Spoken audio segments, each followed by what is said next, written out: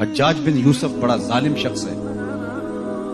حضرت حسن بصری رضی اللہ تعالیٰ عنہ فرماتے ہیں پچھلی امت کے لوگ اپنے سارے ظالم اکٹھے کر کے لے آئیں اور ایک پلڑے میں رکھ دیں، تو دوسرے پلڑے میں ہم حجاج بن یوسف کو رکھ دیں تو ہمارا پلڑا پھر بھی بھاری ہوگا۔ 70,000 لوگ اس نے اپنے ہاتھوں سے قتل کیے، 90,000 لوگ اس کے حکم سے کٹے۔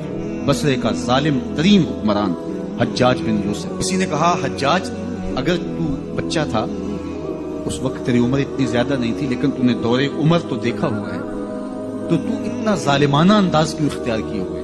تو حضرت عمر جیسا حکمران کیوں نہیں بن جاتا؟ تو جو حجاج نے جواب دیا وہ سنیے، 2 لفظ اس نے جواب دیا، تم ابو ذر غفاری جیسی رعایا بن جاؤ، میں عمر جیسا حکمران بن جاتا ہوں۔ جب رعایا ابو ذر غفاری جیسی ہو تو حکمران حضرت عمر جیسے ہو۔ حجاج بن یوسف بصرے کا سخت گیر حاکم اپنے ہاتھ سے 70,000 لوگوں کو قتل کیا تھا، 90,000 لوگ اس کے حکم سے کٹے تھے۔ حضرت حسن بصری رضی اللہ تعالیٰ عنہ فرمایا کرتے تھے اگر پچھلی امتوں کے لوگ اپنے سارے ظالموں کو لے آئیں اور ایک پلڑے میں ڈال دیں، ہم صرف حجاج بن یوسف کو دوسرے پلڑے میں ڈال دیں گے، یہ پھر بھی بھاری ہے۔ 70,000 لوگ اس نے اپنے ہاتھ سے قتل کیے، بلکہ صحابی رسول کو حرم کے صحن کے اندر یوں قتل کیا ہے اور یوں ذبح کیا جس طرح مینڈے کو ذبح کیا جاتا ہے۔ 90,000 لوگ اس کے حکم سے کٹے ہیں۔ تو کسی نے حجاج بن یوسف سے جرأت کر کے یہ بات پوچھ لی کہ تو حضرت عمر کا دور خلافت دیکھا ہے، ان جیسا انداز حکمرانی کیوں اختیار نہیں کرتا؟ تو انسانوں کو کاٹ رہا ہے۔ اور بصرے کا یہ سخت گیر حکمران جس کی ہیبت سے دنیا کانپتی تھی اور جس کو بھی اس کا سندیشہ چلا جاتا تو وہ موت کا پیغام سمجھتا، لیکن حضرت عمر کہتے ہیں کہ اگر فرات کے کنارے ایک بکری بھی پیاسی مر گئی تو عمر سے اس کا بھی حساب ہوتا۔ تو کہا کہ تو نے وہ دور بھی دیکھا ہے؟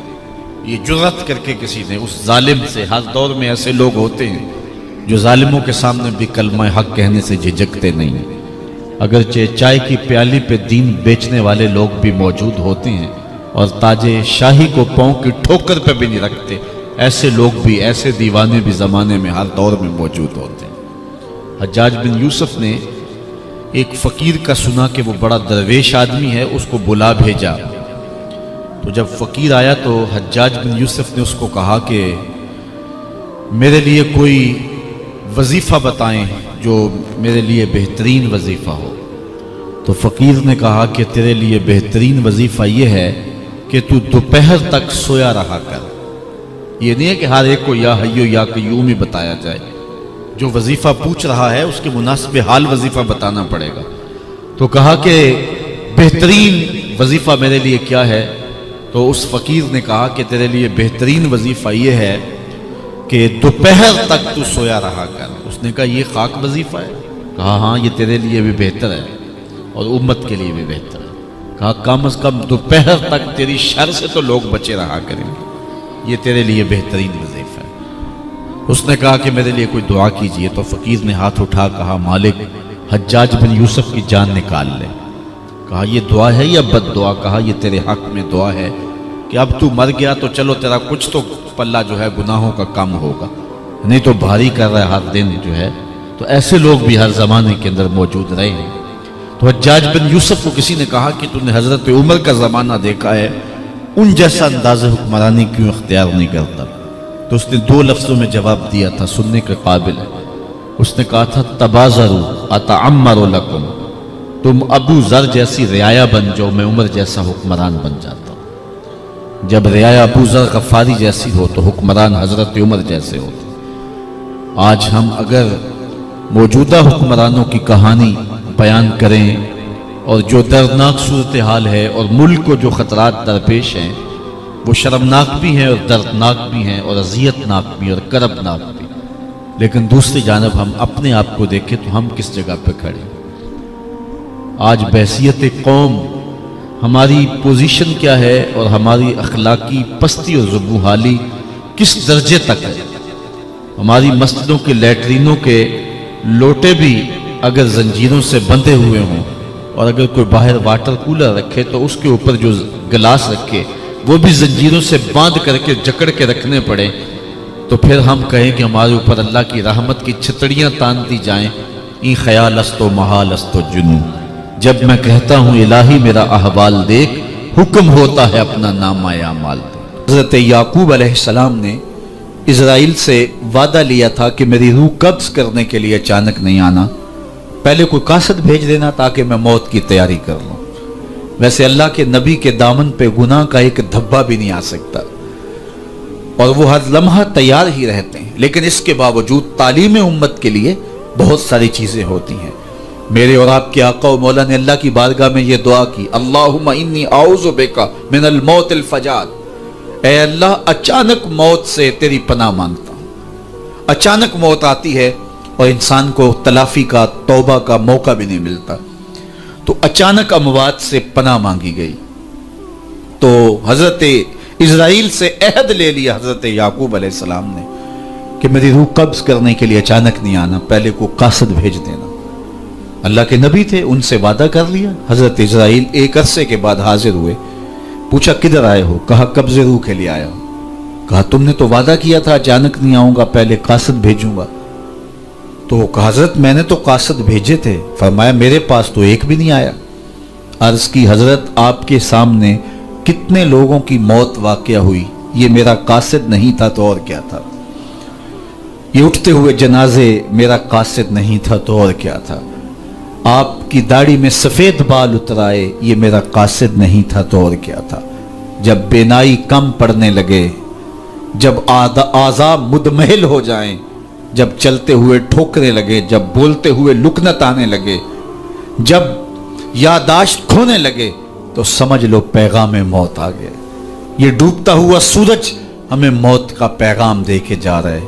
دیکھو کیسا بھنگ پن تھا، کیسی دوپہر تھی، کیسی کرنوں کی تمازت اور حدت، شدت اور گرمی تھی، لیکن آج درد غروب سے زرد ہوا جا رہا ہوں۔ اتنی بڑی کائنات، اتنا بڑا منبع نور کا جو آسمان کے اوپر جگمگا رہا ہوتا ہے، درد غروب سے وہ بھی زرد ہو جاتا ہے۔ دیگر تے دن گیا محمد اوڑک نو ڈب جانا۔ تو یہ ہمیں پیغام دیتا ہے میاں تم بھی جا رہے ہو۔ یہ پھیلے ہوئے قبرستان بتاتے ہیں۔ حضرت سیدنا غوث اعظم رضی اللہ تعالیٰ عنہ فرماتے ہیں جاؤ قبرستانوں میں جا کے دیکھو کیسے کیسے حسینوں کی مٹی خراب ہو رہی ہے۔ جو بدن پہ چٹکی بھی نہیں پڑنے دیتے تھے مٹی کی، آج ان کے کفن بھی تار تار ہو گئے۔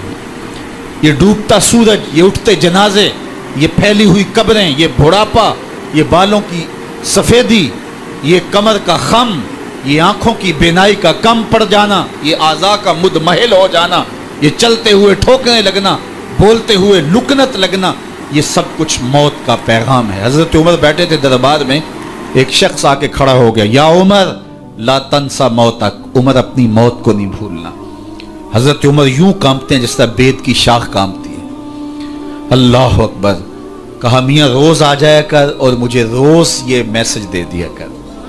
بھری بزم میں وہ آ کے کہتا ہے عمر موت کو نہیں بھولنا۔ مہینے کے بعد مشاہرہ بھی دیتے ہیں۔ ایک دن آیا، اس کا شکریہ ادا کیا، مشاہرہ دیا، آج کے بعد نہیں آنا۔ مجھ سے کوئی گستاخی ہو گئی؟ نہیں۔ کوئی اور شخص آنے لگا؟ نہیں۔ تذکیر موت کی ضرورت نہیں رہی؟ فرمایا نہیں۔ تو پھر مجھے چھٹی کیوں دی جا رہی ہے؟ تو حضرت عمر روئے، داڑھی پہ ہاتھ رکھا، ایک بال الگ کر کے کہا یہ دیکھ میری داڑھی میں سفید بال آ گیا، اب تیرے آنے کی ضرورت نہیں ہے، یہ بال ہی مجھے چین سے نہیں بیٹھنے دے گا، ہماری تو پوری داڑھی بھی سفید ہو جائے نا۔ میاں صاحب بولے ہڈیاں کمبن گوڈے کھڑکن تے اڑ گیا لک تیرا، اجے بھی بدیوں باز نہ آئیوں جیو مرد دلیرا، فما اصبرہم علی النار۔ اللہ قرآن میں فرماتا ہے لوگوں کا آگ پہ کتنا حوصلہ ہے، کتنا حوصلہ ہے لوگوں کا آگ پہ۔ کہتے ہیں دیکھو دیکھی جائے گی، کہتے ہیں دیکھ لیں گے۔ کوئی کہتا فلاں بخشا گیا تو میں بھی بخشا جاؤں گا، کوئی کہتا یہ جہاں مٹھا اگلا کس نے ڈٹھا، جاؤ قبرستانوں میں پوچھو دیکھا ہے کہ نہیں دیکھا ہے، کتنے کتنے حسینوں کی مٹی خراب ہو رہی ہے۔ تو قبل اس سے کہ وہ وقت آئے کوئی حجت باقی نہ رہے، مجھے اور آپ اپنی زندگی کو اللہ کے حضور سپرد کرنا ہے، اور موت کا ذائقہ ہر ایک نے چکھنا ہے قبل اس سے کہ وہ وقت آ جائے اور پھر پچھتاوا ہو۔ آج میں اور آپ اپنی زندگی کو اللہ کے حضور پیش کرنے سے پہلے اپنے آپ کو تیار کریں۔ دو چیزیں دل کا زنگ اتارتی ہیں، کثرت کے ساتھ موت کی یاد اور قرآن مجید کی تلاوت۔ ادارت المصطفیٰ کی فکر لوگوں کو معاد سے جوڑنا اور کتاب اللہ سے ان کو مربوط کرنا ہے، اور اسی فکر کے اوپر ملک کے بلکہ دنیا کے ایک ایک گوشے پہ اس پیغام محبت کو پھیلایا جا رہا ہے، تاکہ اگر ہم اپنے دلوں کو مصفہ کرنا چاہیں، اپنے باطن کی پاکیزگی اور طہارت کا ساماں کرنا چاہیں، تو ہمیں یہ کرنا ہوگا۔ اور یہ نسخہ دلوں کی پاکیزگی کا، دلوں کی صفائی اور ستھرائی کا، یہ ہمارا کوئی ایجاد کردہ نسخہ نہیں ہے، یا کسی سنیاسی بابے کا نسخہ نہیں ہے، یہ دل و قلب و نگاہ کے مرشد اولین کا بتایا ہوا نسخہ ہے، دلوں کے طبیب کا بتایا ہوا نسخہ ہے کہ اگر آپ اپنے دل مصفہ کرنا چاہیں، باطن صاف کرنا چاہیں، تو قرآن مجید کی تلاوت اور کثرت کے ساتھ موت کی یاد یہ تمہارے دلوں کو پاک کر دے گی۔